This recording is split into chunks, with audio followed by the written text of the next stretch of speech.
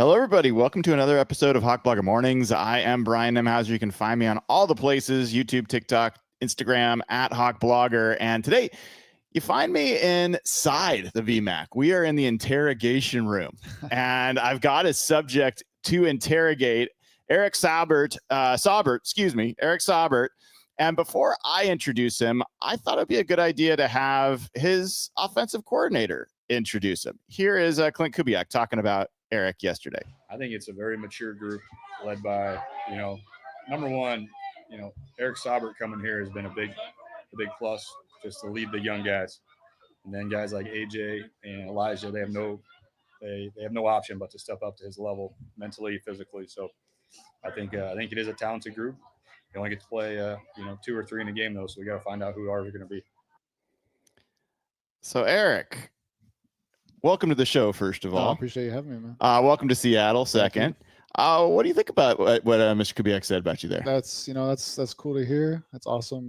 Clint and I go back to in Denver, actually, in 2022. But that means a lot coming from him. High praise, right? Just that has to be the standard, right? Like setting the room, and that's what we're trying to do. Trying to kind of change the culture and create a really cool tight end room here. What is like the ideal culture? Like when you imagine what this room could be, what does that look like?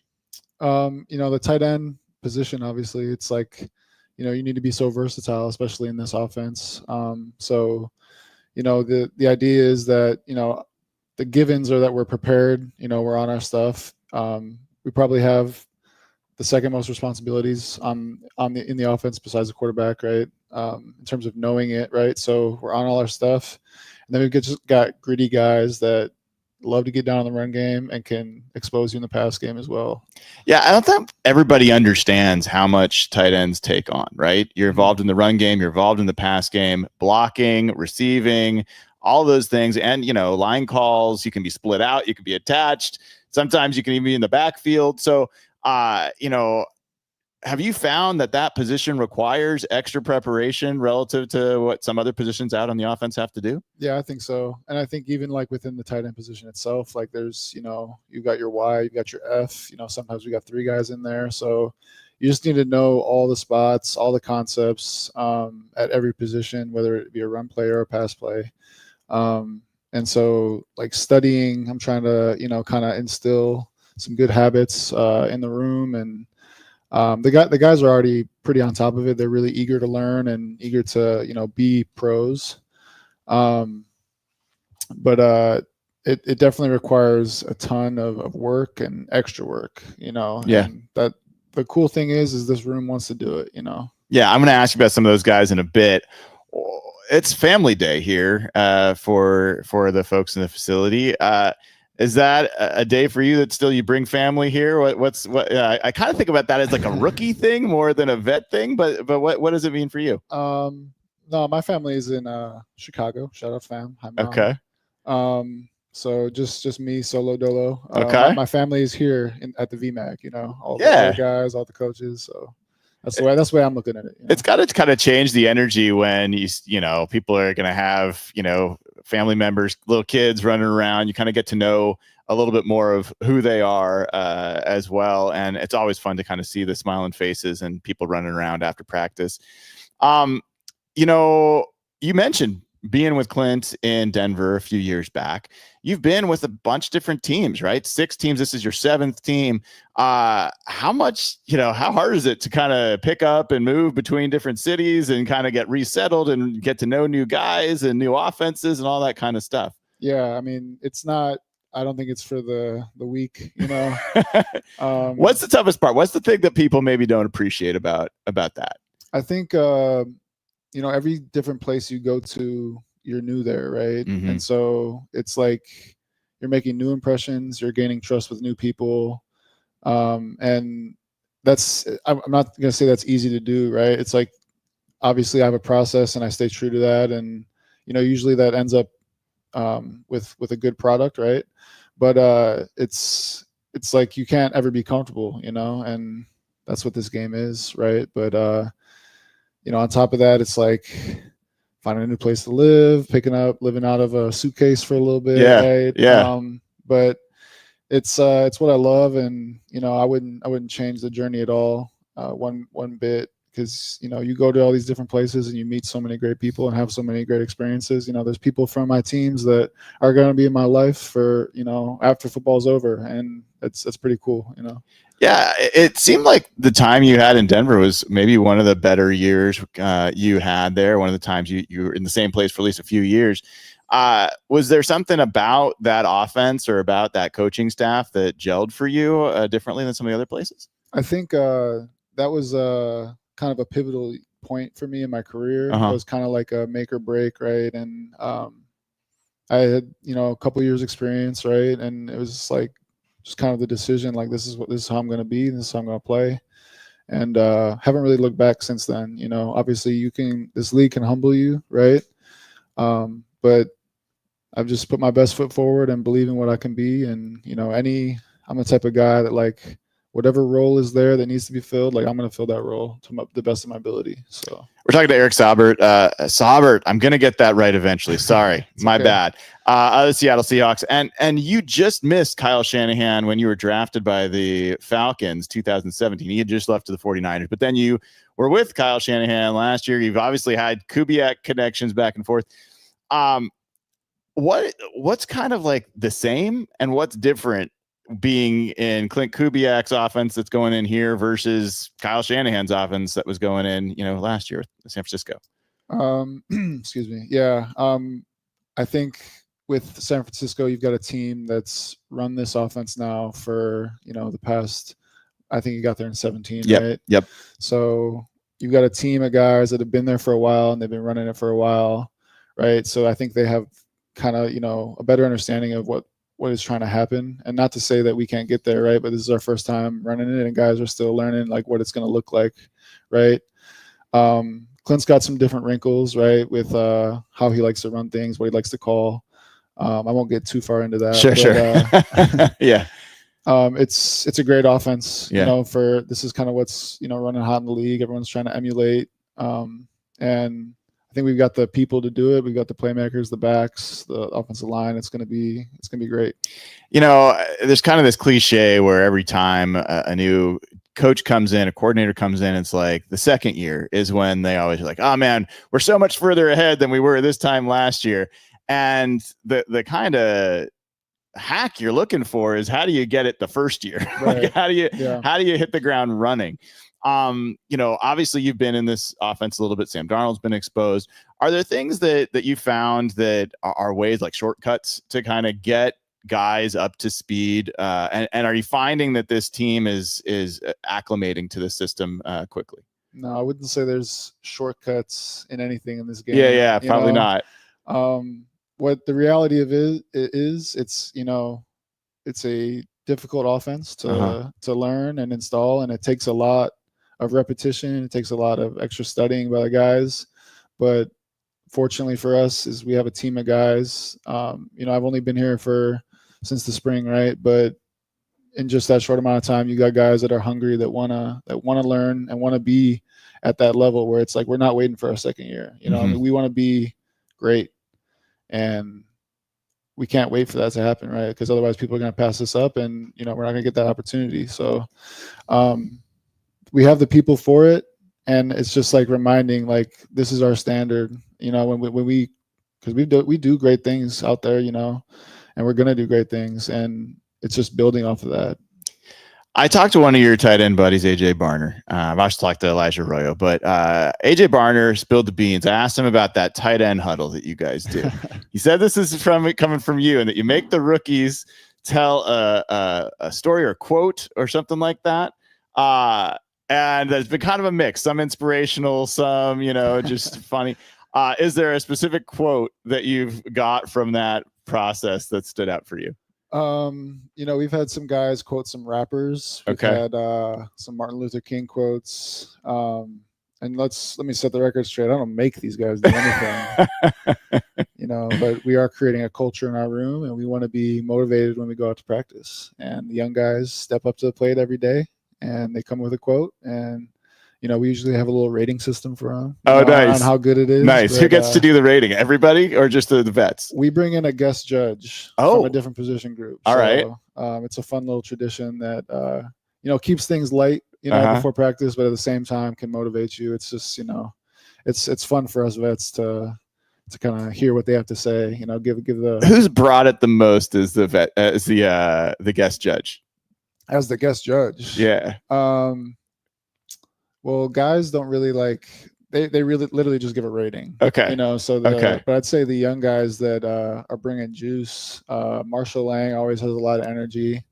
And Collar Up has had some really good quote. He's got some really good ratings. Okay. So that's a big dude. Oh, yeah, Nick Collar Up. He's a big guy. Right? Like that's a guy that I don't know that a lot of people know about. I mean, he's a guy that can move people. Oh yeah.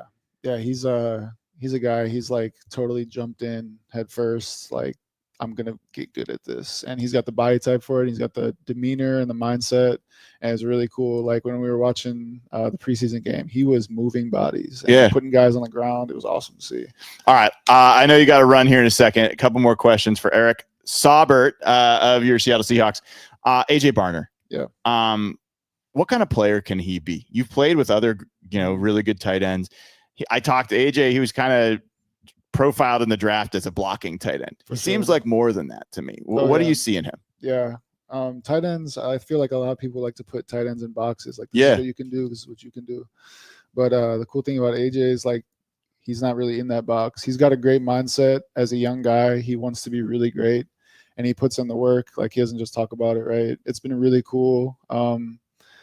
I've opened myself up to him and he's always asking me questions. He's always trying to learn and get better. But as far as like limits on him, he's a big guy and a big, strong guy that moves really well. I was actually really surprised by how he moves route running wise and how quickly he can get in and out of his routes at like 260. Yeah. And he brings juice also when he gets the ball in his hands. Overall, it's just been great working with him. I can't wait to see what he does this year because I really think that he can be a great tight end in this league. All right, last thing for you, and I think I know the answer I'm going to get, but I'm going to ask anyway because it's driving me nuts. I'm a fan. I'm not just straight media. I follow the team, always go and cheer on the team, but it's driving me nuts that people nationally basically look at the Seahawks and they're like they're going to finish last in the NFC West. They ignore the fact that you guys won 10 games last year. That they ignore a lot of things, but a lot of what they put it on is like, hey, this offense, new quarterback, new coordinator, new. I don't know if that's going to really work out. I know you guys don't pay attention to the noise, but is there any part of you that like looks forward to just showing people what this team is going to actually look like and kind of silence the outside noise? Yeah, I think you answered it, right? Like we can't really worry about what anyone else is saying other than in this room or in this building, right? We've got a goal in mind and it's not to obviously finish last. Like we're going to every game. We want to win every game that we play, right? And if that's not the mindset, then we're wrong, It doesn't matter, how new we are to the offense. We got new guys in different spots, whatever. Like we believe what we can do and we're creating a culture here, not just on the offense, but on teams, on defense, and as a whole team, right, that we think can, make moves this year. So we're going to build off of, they had a 10-win season last year, but just build off that because that's what this is about, just stacking until, we get to where we want to be. All right, Eric Saubert, your tight end for the Seattle Seahawks, man. I appreciate you taking the time.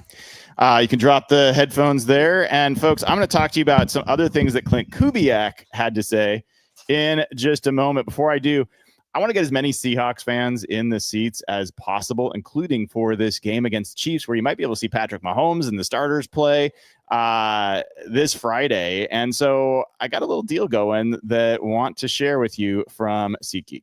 Seahawks football is back. I cannot wait to see Lumen Field packed with Seahawks fans again, which is why I want to give the sponsor of today's video, SeatGeek, a huge shout out.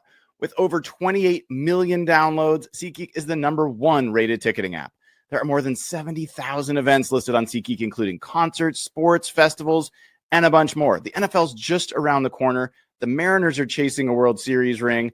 One of the things I love about using SeatGeek is they've got your back. Each ticket's rated on a scale from 1 to 10, so you know you're getting a good deal. Green dot's good, red not as good, but you know what?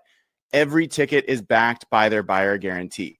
Personally, I'm going to be using SeatGeek to buy some Mariners tickets for the stretch run. I may be tempted to get one of the Adam Sandler tickets. Who knows? They've got all sorts of things. If there's a ticket, SeatGeek's going to have it on there. And you know I came through for you guys. You can use code HawkBlogger, get $20 off tickets at SeatGeek. That's $20 off your first purchase with promo code HawkBlogger.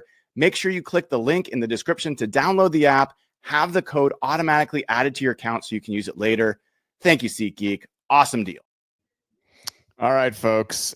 So yes, take advantage of the deal with SeatGeek. Use code HawkBlogger, get $20 off, and let's get you in seats because I'm going to find as many ways to get people, Seahawks fans specifically, in seats as possible. And this partnership with SeatGeek is just part of that. So appreciate them. Appreciate you guys taking advantage. So I talked to you about, at least in the description of the video, I want to talk about Klint Kubiak. And Klint Kubiak spent some time yesterday with the press for the first time since training camp started. And I had a ton of questions for the new Seahawks offensive coordinator. This is a guy that, he's pretty level. He's, not going to be the most effusive guy that you talk to.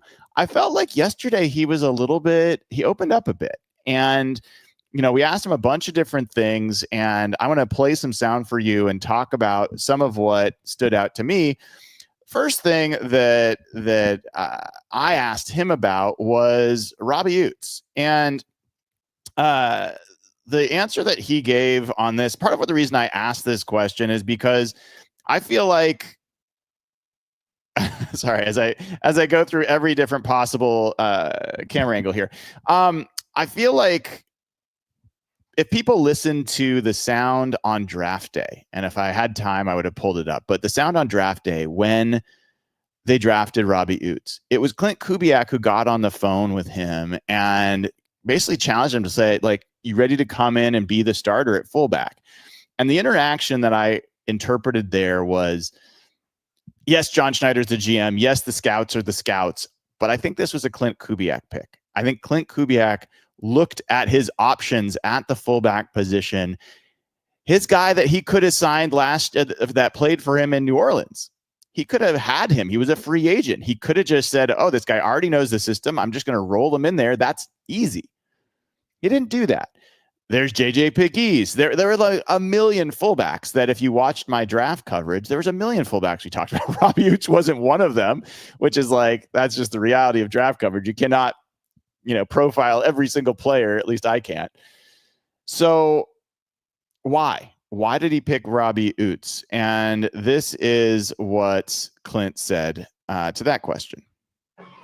Well, you just see a very physically gifted guy, 270 plus pounds, moves very well, has soft hands. And as a fullback, you got to be extremely intelligent. Our offensive line or our running back room, some really smart guys there, led by Kennedy Polamalu, Michael Byrne. Those guys do a great job, developing those guys. So the cool thing there is you hear him talk about soft hands. Like, that stood out to me a little bit. First of all, I'm used to obviously 274 pounds, the physicality, the strength. That is what everyone's going to start with when you're talking about Robbie Utes. But the fact that the offensive coordinator talked about his soft hands is not it's not a commentary on his handshake or anything like that. It implies that they plan on using him as a receiver as well. And you saw that in the first game. He was targeted twice. He was only in for 8 snaps. He had 2 targets. I have to wonder if he's going to be a bigger part of this offense as a pass catcher than maybe we're realizing. Also, he did pretty well with those targets when I still think he was interfered with on one of them, but in any event, the other one, 17 yards. And when I've talked to Robbie, he's always pointed out Patrick Ricard is kind of a guy that he looks up to and that he references. Patrick Ricard is not going to get a target a season, let alone, 1 or 2 a game. I think that we may see more of a Kyle Juszczyk-like role for Robbie Oots than a Patrick Ricard like role as a fullback. And so, that was one small little thing, but for me, that was interesting. The other thing I wanted to ask Klint Kubiak about, and I want to get more on this, but play action. And I'm going to pull up here, and I should have had this ready ahead of time. So apologies for that, but give me a second. So play action rates. I've talked about this before. Play action is a huge part of what this system is known for. And as I look at training camp, it's pretty clear that they're going to use a lot of play action. Well, the fact is that you don't have Klint Kubiak doing a lot of play action. Forget it. I'm not going to be able to look it up because it's asking for some sign-in. Forget it. He was like 17th or 18th in play action rate last year. It might have even been 21st in play action rate with the Saints last year. I was going to get you the specifics, but I know it was in the bottom half of the league. Minnesota, the other time he's been an offensive coordinator, bottom half of the league in play action. That seems counterintuitive to me based on everything I know about the system, everything I know about the Kubiak tree, and what I've seen in practice. So I wanted to ask Kubiak kind of like, hey, you didn't do as much of this in some of your past stops. What actually indicates, or like, what are the things you look at to determine whether you're going to do play action? And here's what he said. I think it's how good you are on base downs. If you get in front of the chains, then you're able to do that stuff more. So it's situationally dictated, but whether we're running it, play action, we got to do what our players do best. There's going to be a lot of different ways we're going to have to win a football game, whether it's run it 40 times or throw it 50 times, and we have to be prepared to do both. So I got to say, I don't know if that was him being completely forthright, but I don't love that answer personally, just analyst wise, putting my analyst hat on. There is data out there that basically, I wouldn't say proves because that's too strong of a word, but definitely implies or indicates that play action's effective whether or not the run game's effective. And so utilizing play action is a pretty good hack to help an offense in a lot of situations. I continue to believe, regardless of what the data says, that being an effective run team helps play action be even more effective. But it was interesting that he kind of focused on like, how are you doing? How are you running the ball? How are you doing on the first few downs? Those kinds of things. I'm not sure it should be indicative. Like, it should be dependent on that. This is his profession. He knows more about it than I do, but that was my reaction. I was personally, what I was hoping to hear was, you know what? We just didn't have either the right personnel, or we didn't have, players that were necessarily comfortable with it, or something else that was an insight that would help me understand why they were in the bottom half of the league in play action rate when he's been the OC. But, that was his answer. And we'll have to see. I mean, like I said, there's been a ton of play action throughout practice. I think Sam Darnold is excellent on play action. I think that this offense and the players that they've got should be really advantaged by using it. So maybe it will be different this year just because of the personnel and who they've got going on. Couple other things that I wanted to share with you from Mr. Kubiak. So this next bit is about a question about Anthony Bradford. And obviously I've brought up a lot about Anthony Bradford.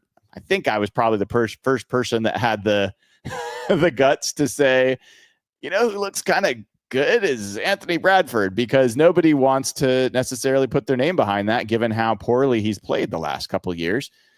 Now he's starting to win people over, and Klint Kubiak was asked about Anthony Bradford, and here's what he said. AB has made great strides. He's been, obviously, is a physical presence, but you see more consistency in his game throughout camp. So I see a guy that's playing more confident. Short little clip there, but what I liked about that is there is alignment between what Mike Macdonald has said is important for Anthony Bradford, what Anthony Bradford has said is important for him, and what Klint Kubiak said. All three of them have talked about consistency. And what I think you've really heard from Macdonald, or at least if you read between the lines, and I think you hear this from Kubiak as well, is consistency means, like, is he going to be there play in, play out? Is he going to be in good enough shape to be able to endure and have the same standard of play throughout? Is he going to be there and available? No injuries, nothing keeping him off the field. I think a lot of that, plus a little bit of attention to detail. When I talked to Reek Woolen, he also talked about focus. I think there's some similarity there where Reek, to his credit, admitted that it's hard to be like at 100 level of focus every single snap throughout, a season. Like, there's going to be some moments where that lapses, and you try, like, he's working on trying to have fewer of those moments.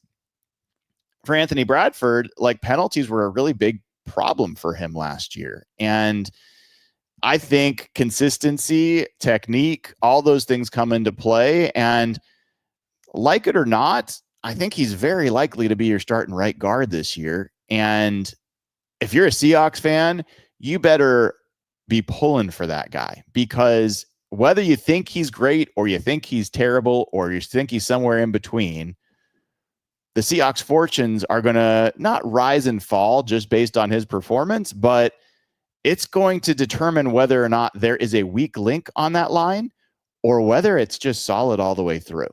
Now, you could say maybe the center becomes a weak link or not. We'll talk about that a little bit more in a second. But I think that right guard position is the spotlight position to figure out just how high the floor is for the offensive line. I think Anthony Bradford's a big part of that.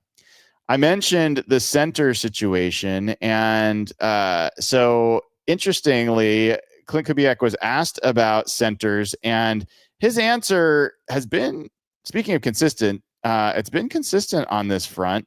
And what's kind of interesting is the thing that he brings up here is similar to what he brought up for Eric Saubert. I feel so annoyed that I asked him his pronunciation before we did the interview, and I still said it wrong. So annoying. Anyway, but talked about intelligence, right? He talked about how smart the guys need to be. And so here's what he said relative to the center battle. Center's got to be the smartest guy in the field. We have two really smart centers, Jalen, Olu. Those guys are doing a really good job. It's a tough competition, and it's bringing out the best in both of them. So, I mean, one of the things I don't know if a lot of people understand about this offense and this particular coordinator tree is that they take some of the responsibility off the shoulders of the quarterback at the line of scrimmage, and they have the center manage line calls. Now, this became a pretty big controversy for the 49ers last year, relatively speaking, because Brock Purdy did not have the agency to make line adjustments if he saw something different at the line of scrimmage. That was the center's job. And with this group, you kind of have Sam Darnold coming in as a vet, and you're going to have Olu or Jalen Sundell snapping the football. And so when you hear him talk about he's got to be the smartest guy on the field, that's where that's coming from, is that he needs that player to be able to look across the defense, make line calls, identify blitzes, identify where there needs to be protection changes, and make all those at the line. That's for a lot of teams, that's a quarterback taking a lot of that responsibility. And so this is a silent part of that battle, which is Olu or Jalen better at that part of the game? And there's literally no way for us to evaluate that outside the room. Only they know who is doing better at identifying things, getting them into the right protection schemes. You can say, oh, it looks like they were in the wrong scheme on this one, or they missed a blitzer. Maybe not. So that is a meaningful part of the center battle that we just don't have insight into. I think it's important to understand that Kubiak focuses on that. I got some more Klint Kubiak sound coming up. I see there's a super chat. Let me get that up here. Christian Fuerte, who's been a member for a year, which is awesome. Thank you, Christian, for being a member. Says, great content and insight as always. Appreciate it, man. Well, thank you. That's very nice of you. I'm glad you're enjoying it. I'm glad I can help out. And yes, I see Noah Berman says that Grant Cohen hates Kyle Shanahan because of this, meaning the situation with Brock Purdy not being able to change line calls. Who knows how big of a deal this really is. There's reasons that people do this.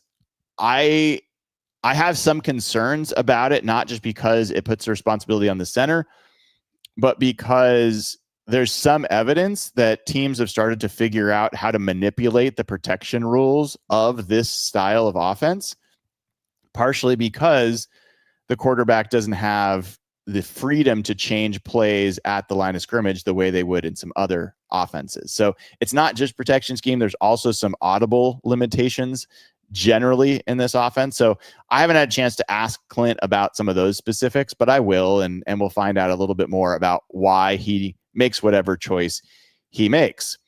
Next thing I was kind of curious about with Kubiak is, so everybody knows about Mike Macdonald as a defensive guy, right? Defensive coach. And when I've talked to Mike Macdonald this year, both during press conferences, outside, just wherever, I've got the impression, not even the impression, I've got clarity that he is spending a lot more time with the offense, including each practice, starting with the offense usually, and then moving on to the defense later. He's handed over more responsibility to Aden Dirty to, manage practice that way. That gives him the freedom to spend more time with the offense.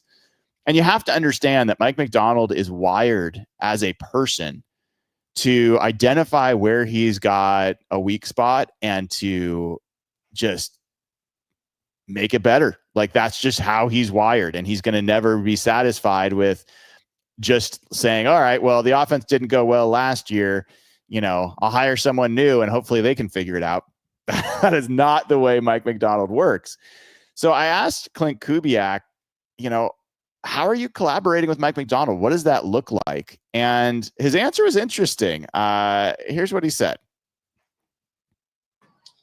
We speak every day. He spends a lot of time with our offensive staff, specifically situationally, and the way he prepares us for situations is as good as I've ever been around. He's talking to us about things that give them trouble on defense, give suggestions that way, and overall, we're just feeding off his message of physicality. I love that answer. I love that answer. I think there's a lot behind that answer that, if I had a chance to have Clint in the under the Klieg lights in here in the interrogation room, I would have a bunch of follow-ups on that. But the implication there is Mike Macdonald is doing what I would hope a defensive guru would do, which is, hey, here's what I see. And here's what, like, when I'm scouting Kyle Shanahan, when I'm scouting you, when I'm scouting these other things, here's what I see that I can take advantage of. What are you going to do about it? And then also, here are the things that really keep me up, because I don't either have a good answer for them yet, or it just puts us in a really tough situation. And schematically, it's going to always be a challenge. That gives, like, the hope, even back to Ryan Grubb. And I know Ryan Grubb is now persona non grata among Seahawks fans. Fine. But the hope was always that you get a defensive head coach who has, like, real high IQ, real talent for play calling, real talent for innovating on that side of the ball, who can also just dismantle the best offenses in football. I don't know if anyone has a better resume than Mike Macdonald over the last few years for dismantling the best OCs in the NFL. Get someone like that and partner them with someone who also is a very smart, very capable offensive coach, and have them make each other better. That's the dream. Like, that's the vision here. And the fact that that seems like it's happening, seems pretty clearly like that's happening, is interesting and good. The other thing, when I talked to Ted Wynn of The Athletic a few times last year, one of the things he wrote about and has really marveled about, and other people have marveled about, is how Mike Macdonald helped to install a complex defensive system, but has done it in a simplified way. Basically, that his teaching patterns, the way he teaches pressure patterns, allows players to come up to speed quickly on how those work. And one of the things Ted kind of wondered about was he going to take some of what he's figured out on how to install defenses, his defense, and maybe generalize that to figure out how to help on the offensive side. Now, I didn't get into whether he's helped with installs or helped change anything. I'll ask him at some point. Maybe I'll ask him today. Who knows? But that is also something that you're getting the mind that was behind that teaching style and teaching innovation now engaged on the offense in a way that honestly he's just never been able to do. I don't think even last year he could have, even if Ryan Grubb was the right guy for him, I don't think he had the time or the ability to really invest in understanding and thinking about offense, because the defense was in crisis last year. And so he had to double down there. And like, there's a bunch of stuff going on.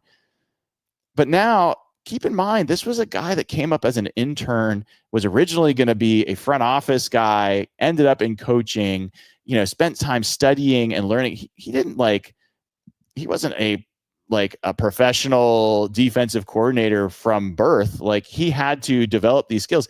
He didn't come up doing that stuff. He's so young even now. The point being that we are just at the precipice, just at the earliest stage of Mike Macdonald taking his mind and applying it to offense. And what can that do? And I'm really interested to see what that looks like. And yes, I'm giving you a lot for what was a little sound clip, but I think there's more to what was said there than probably most people will pick up on. Next thing that I asked Klint Kubiak about was, what are the building blocks for a great offense and where do you start? And I got to admit, his answer was not what I expected. Here is what Klint Kubiak said about building blocks for a great offense. Well, the building block is your quarterback, and you're having a leader at quarterback, a guy that can run the show. And we have one of those. We got some really good young guys. Or Drew's not a young guy, but Drew's done a phenomenal job too. So it all starts with him. And I think, we're happy to have Sam. I just want to keep getting him better. Now, I mean, there's no question the quarterback is really, really important. But the foundation, the blocks for a great offense, I think I would expect a little bit more than that. Like, I would have expected maybe stylistically, I'd expect, you got to be able to run the ball. You got to be a good first down team, or you got to be, anything like that.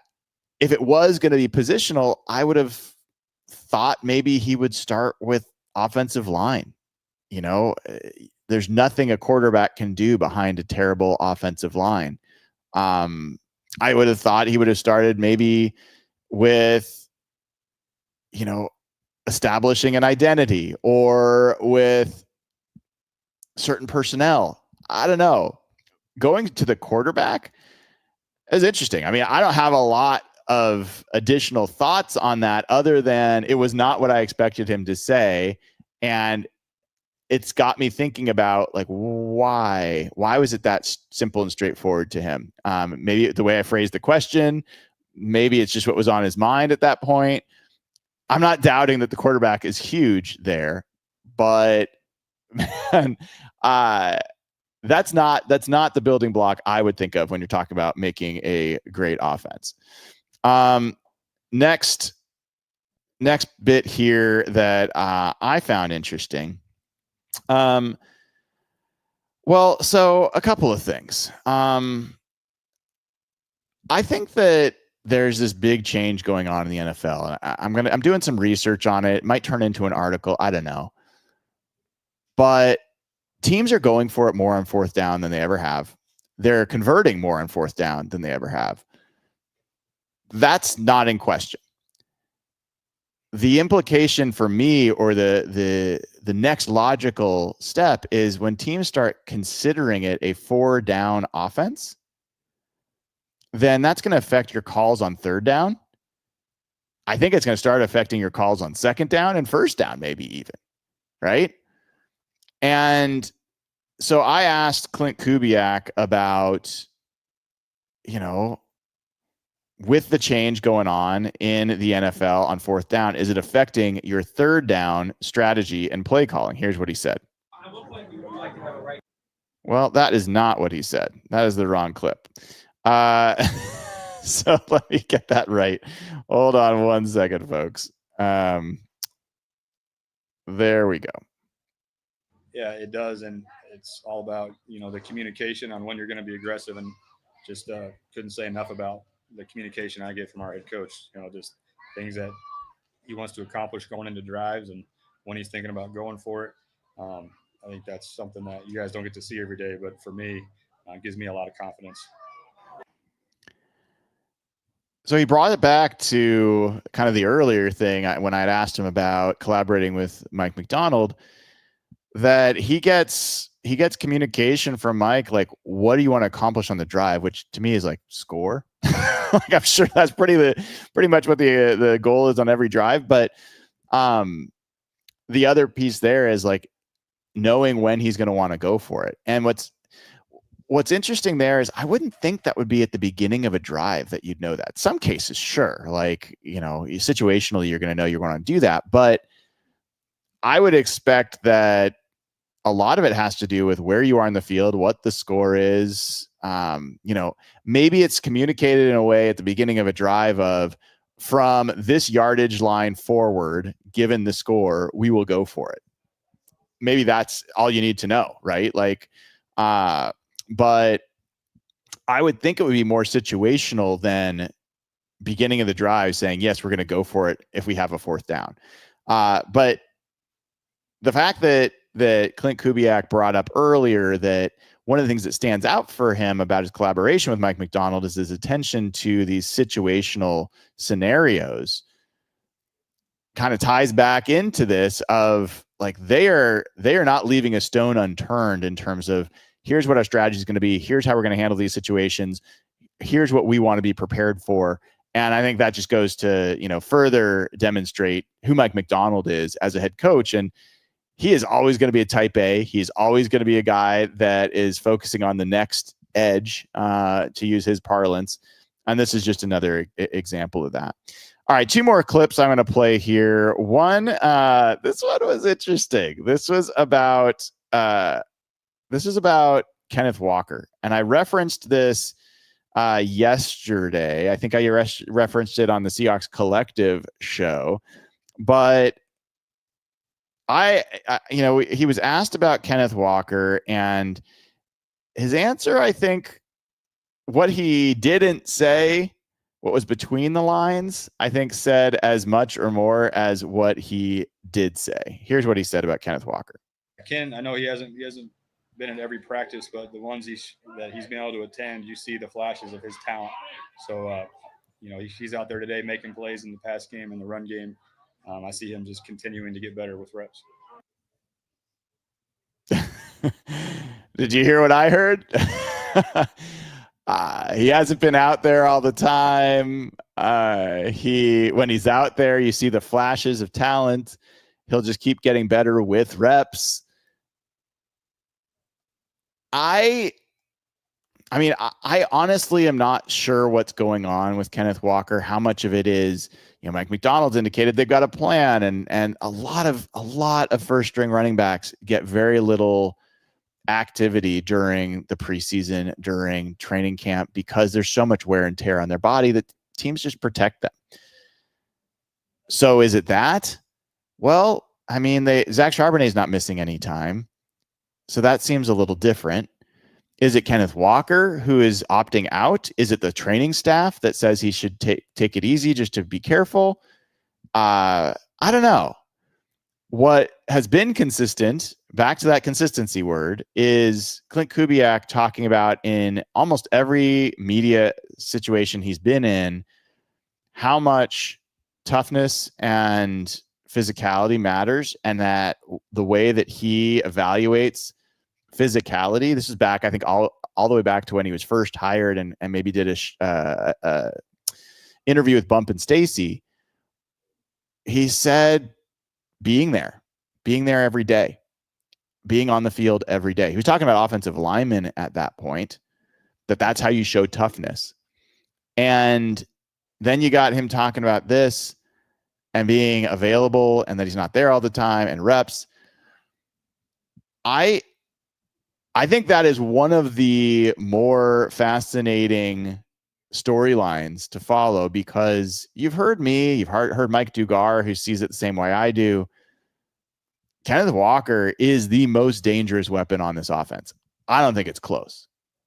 And people can say, yeah, but he's not there. And Zach Charbonnet did this. And Jackson Smith-Njigba was great. Like, fine. Like, I would not change a single word of what I said. He is the most dangerous weapon on this offense. He has, I think, the highest upside. Like, I don't think Jackson Smith-Njigba could be an NFL Offensive Player of the Year candidate. I don't think he will ever get a vote for that. I think he's a very good player. No shade to JSN. I think Kenneth Walker, in the right situation with the right health and the right utilization, could absolutely be in that conversation. And people could say that's ridiculous, but that's how I feel. Michael Sean feels the same way. So having someone with that kind of talent who's also being not consistent with being available, how is this coaching staff going to handle that?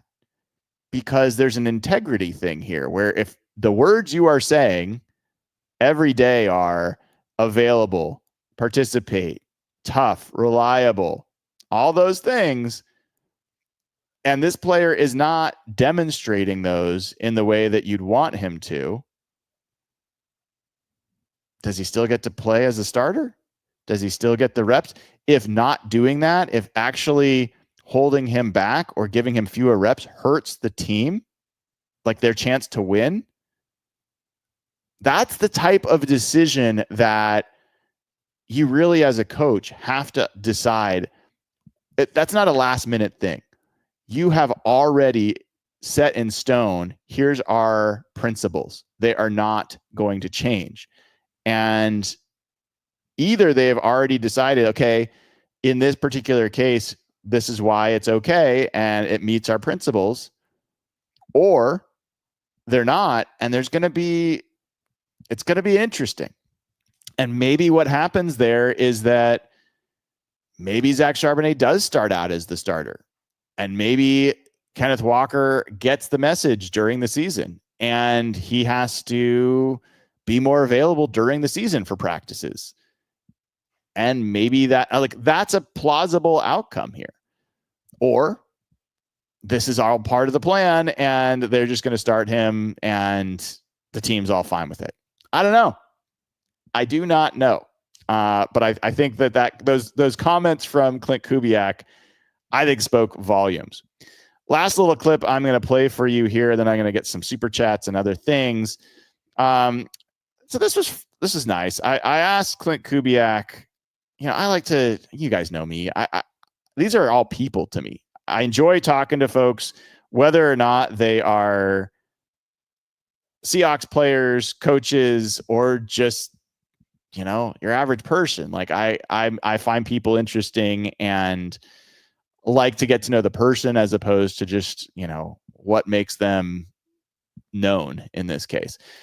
And so I asked Klint about how his family is adjusting to moving here. And here's what the coach said. Kids starting school here next week. Thanks for asking that question, by the way. Yeah, it's really they're moving to a new town. They've enjoyed it a lot, loving the summer here. Can't wait for them to get started with school and start some sports. So little thing there, but what I like about that is you saw as much as Clint Kubiak's going to light up, he lit up a little bit, talking about his family, talking about his kids, having them enjoy the summer, getting school started. That's human. That's real life. And I was talking about with Eric here a little bit ago, but I just think us as fans who live quite normal lives, it is almost unimaginable how much change and churn and turbulence there is in an individual's life to move from one city to another, let alone moving your family. And I mean, getting your kids out of bed is hard half the time. Getting them to leave their friends and have to start anew in a new school, in a new place. Obviously, like folks that grew up in the military probably have some familiarity with that. And there's tons of benefits for it. So I'm not saying it's like terrible or hardship in that way, but it is difficult and it's work. And I think knowing that seeing the connection, the family side of that is cool.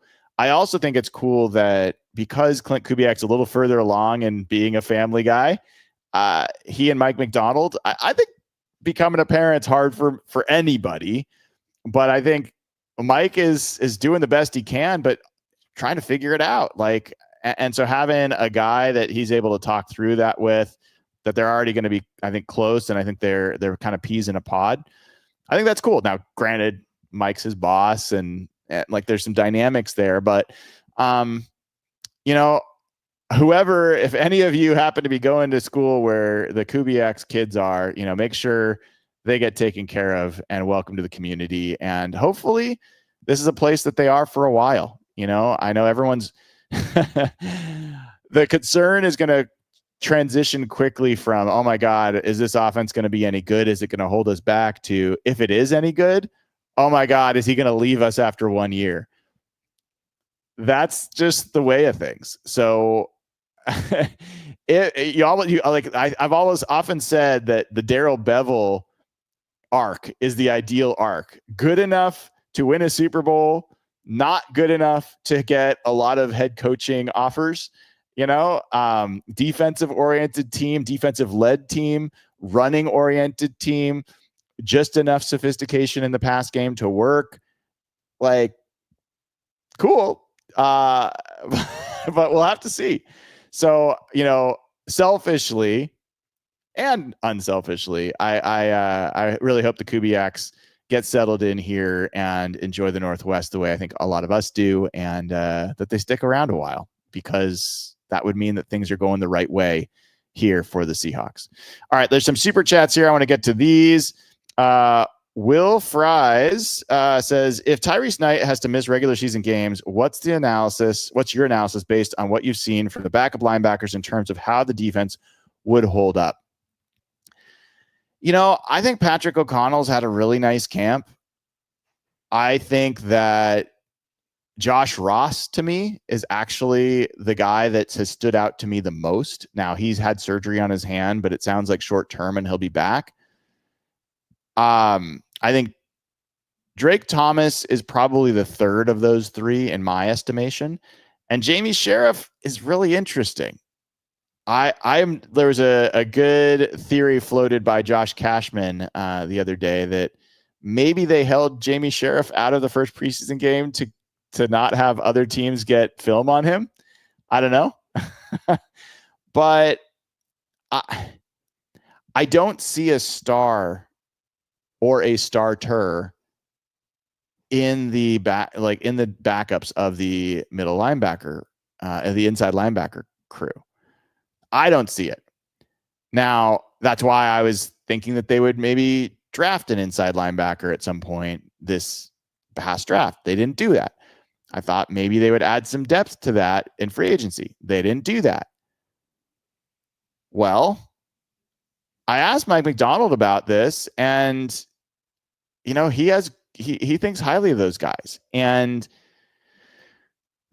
I'll just keep coming back to the fact that Mike Macdonald is like, he started in his coaching career, coaching linebackers. It's his first love. He said those words.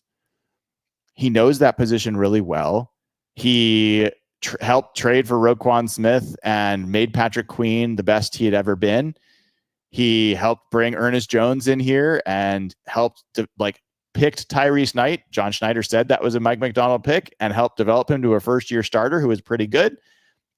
Mike Macdonald knows tight ends. He knows linebackers pretty darn well. And so if he looked at everything and was like, nope, I'm good with those guys, then I trust his evaluation a lot more than I trust mine. So that's it. I don't see it. I like Josh Ross. Of all those guys, I think he's the guy that I feel most comfortable with getting starting snaps. I think Patrick O'Connell does some things at a starter level, but I wouldn't say he would profile as a guy that could grow into a plus starter. But that's where you are. I think Jamie Sheriff might have the most potential, given that he's just transitioned to that position, and I've already seen him make some pretty good plays. But I don't think Jamie Sheriff is ready to start a game. So I think the defense would be all right, partially because I think what you'd see is more dime, where you get to only one linebacker on the field.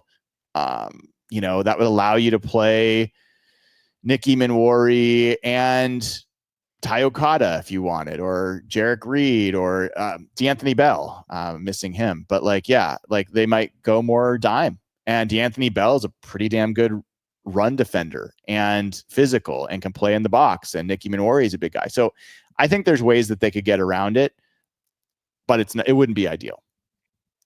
All right, next we have got Smokehawk, who is gifted 10 Hawk Blogger memberships. Man, I appreciate you, Smoke. If you want one of these memberships, make sure you have gifting turned on your YouTube account. Just Google it if you don't know how to do that.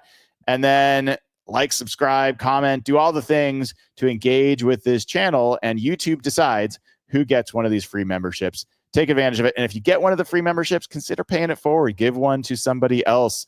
Let's get as many people as part of this community as possible. All right.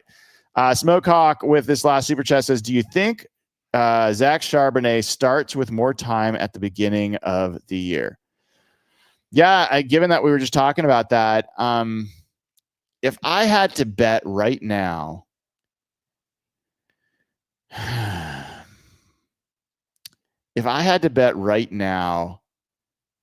I think no. That's my best guess, because when Ken Walker is practicing, he's the first string back. So the implication there is when he's available, he's the starter. If things change to where when Ken Walker is available, Zach Charbonnet is still getting first string reps, then I would change my vote. But that's kind of where I'm seeing it right now. All right, folks. As I said earlier, make sure you take advantage of this awesome deal from SeatGeek. Use code HawkBlogger, gets you $20 off your first order. If you click the link in the description of the video, it'll actually load that discount and that discount code into your account right away, so you can use it when you make your next purchase. It doesn't have to be for a Seahawks game. They got a bunch of other events you could take advantage of. But I'd love to see if we can get as many Seahawks fans in the seats for as many Seahawks games as possible. All right, everybody. I think that will do it. I got to get out to practice. It should be a fun one today. Not going to be in pads, probably a little bit of a lighter practice. Mike Macdonald will speak after, and then I will probably do a post-practice report depending on whether there's anything worth talking about. And 6 o'clock tonight, Real Hawk Talk will be back with Dana O'Gorman and Nathan Ernst. So I will see you. If nothing else, I will see you for a double pod Wednesday this evening, 6 p.m. Pacific time. Make sure you give the show a like and subscribe. See you all soon. Appreciate you.